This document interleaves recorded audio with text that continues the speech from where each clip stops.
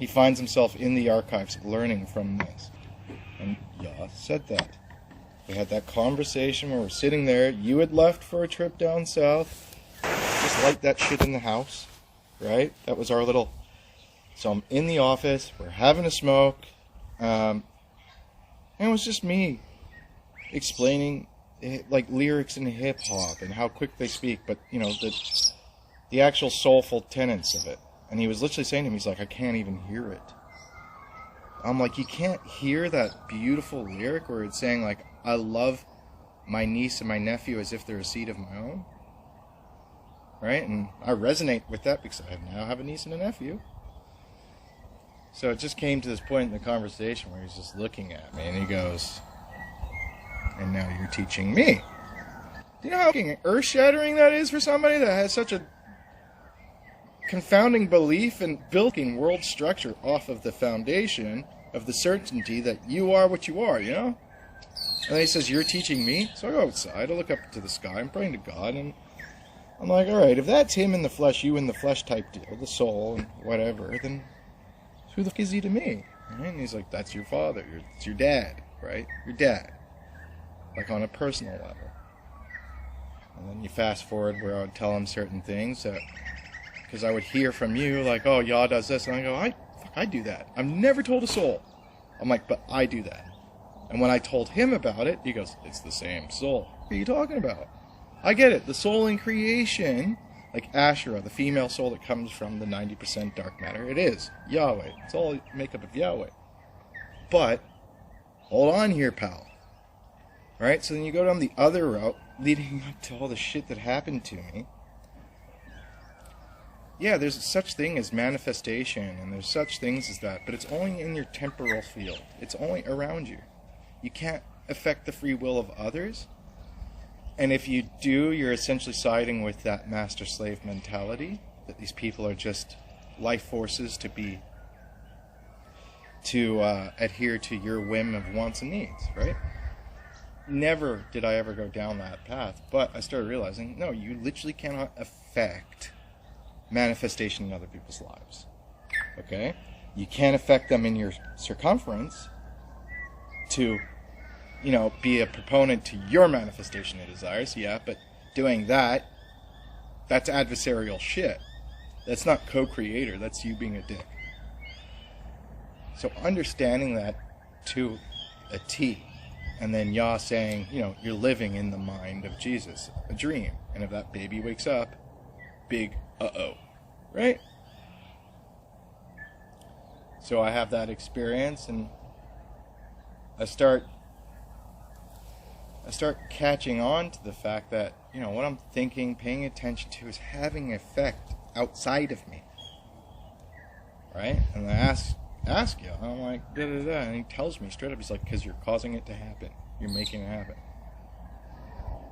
So give it to me straight, pal. What are you trying to put down without saying here? One foot in the other. 1 foot in one foot in the other. Exactly what happened. Admitting it, but on the back foot. Like this. There is no scenario where a king is subordinate to a prince. Ever. Never has happened in the history of anything. So, this is what I mean. Oh yeah, you're above all kings, but you're a prince. Your name is the highest above all names, but I'm God. Ego. And that's what was the final lesson for me, big time, was, oh shit. And so, quite literally, everything is just, it's an impulse, it's autopilot, but it's like true. You have to mean it. It's like, people appreciate stuff I've done to help them, but like, don't me. Just like I was saying to Bales and Adrian, like, I feel like I've done you boys a disservice if you're sitting here thanking me for helping you, or, you know, whatever it is in your life. I said, then I've done you a disservice. Why? It's like you're thanking me for all this good. Where does fucking good come from? So you're thanking me. Don't even mention it. You keep thanking me or I keep bringing it up. I don't want to do it anymore. I keep people close to me that understand it with the look and then acknowledge exactly why. And it's what? Well, all good comes from God. So what's the point of thanking me? Like, that's what I want people to get to. I feel like I've done them a disservice if they're not, clicking on to that. But, yeah, anyways. So, yeah, get back to the cross, and I'm there, and I'm crying my eyes out, and I'm like... And, I'm saying that it's about those finding Him. He always knew.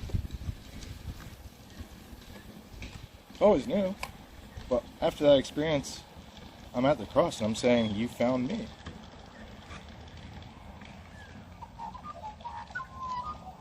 And for some reason or the other, knowing that my angel, like one of my guardian angel is the angel of death.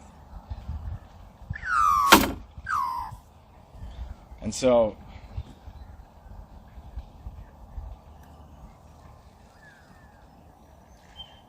yeah. So I just felt like I'd been here a very long time.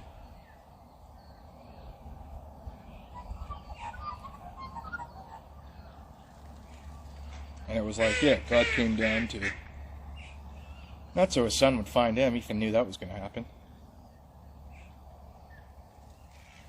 But it was like, if I didn't come down, do you know what would have become of you? Or what would have happened to you? What they would have done? I'm like, well, it couldn't have been good. So it's like the first time God's come down to intervene and said, no, not this one. And in so doing that, the rite of passage is what?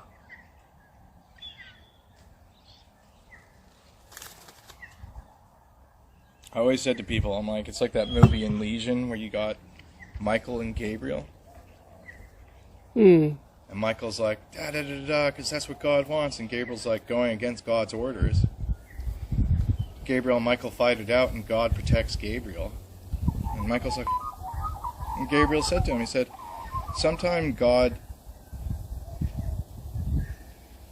doesn't need what he wants, right? He wants what he needs.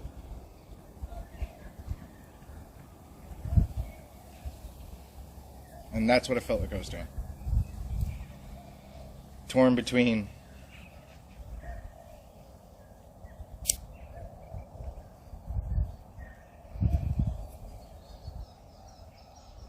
so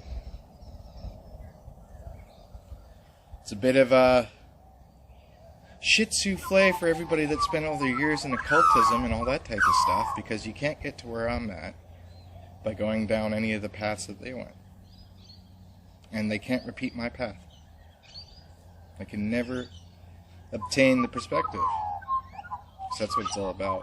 You can think things, ponder things, but unless you're actually steeped in the emotional, mental, spiritual, physical reality of it, where it's your existence in and out, then thinking about shit doesn't do anything. Nothing. So they can try to gain a perspective, even from the positions that they're in, where they have all the money in the world, and all the power, and all the excuses from any logical, reasonable mind to be like, well, if they was God, blah, blah, blah, blah, XYZ, right, infinity, then why isn't he like them, da-da-da-da, and all this type of shit. And I'm just like, oh, shit. You'll never get my perspective. My life has been the existence of living with God and, in a sense, going against God by adhering to a higher internal mode of existence.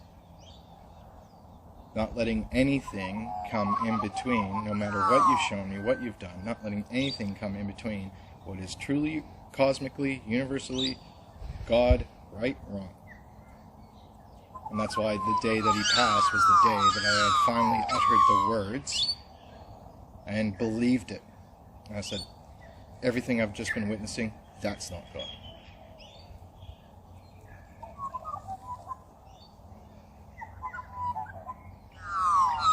So again, they will never gain the perspective of living with God, being amongst God, seeing the world from every perspective.